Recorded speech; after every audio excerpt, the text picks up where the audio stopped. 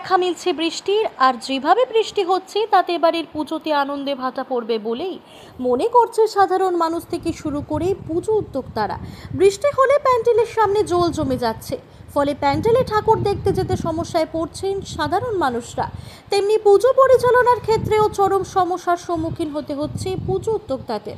এদিন ট্রাইব টিভির ক্যামেরায় পৌঁছে গিয়েছিল নন্দিনী একতা সার্বজনীন দুর্গাপুজো কমিটির পুজোতে। সেখানে গিয়ে দেখা গেল প্যান্ডেলের চারিদিকে বৃষ্টির জলে পরিপূর্ণ। সেই বৃষ্টির জলে খেলা করছে ছেলেমেয়েরা।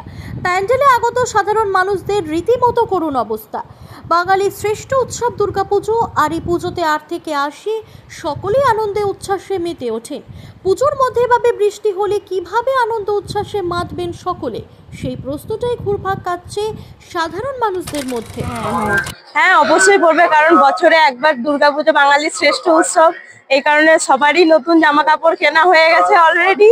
তো চারিদিকে যদি এরকম মণ্ডপ ভাসছে, আমরা তো কলকাতায় দেখতেই পাচ্ছি, মেঘ ভাঙা বৃষ্টির কারণে চারিদিকে জল থই থই অবস্থা।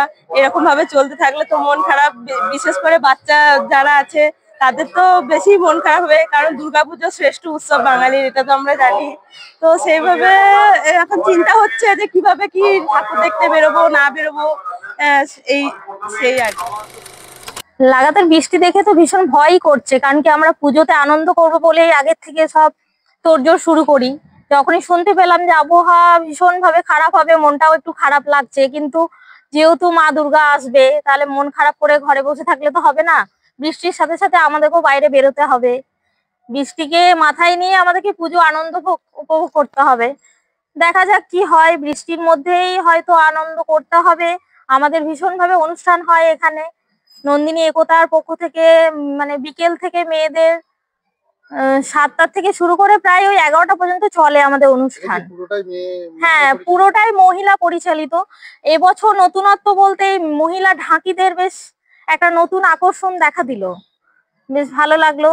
আর বিশেষ করে মানে দিদির উদ্যোগে আরো একটু এবছর মনে হচ্ছে যে আনন্দে খামতি হয়তো একটু আধটু হতে পারে, যে সবাই মিলে আমরা ঘট আনতে যাই সকালবেলা, তখন যদি একটু বৃষ্টি হয়, যেটা একতা হয়ে সবাই মিলে যায় প্রায় 100 জন মহিলা, তার জায়গায় হয়তো 50 জন হতে পারে।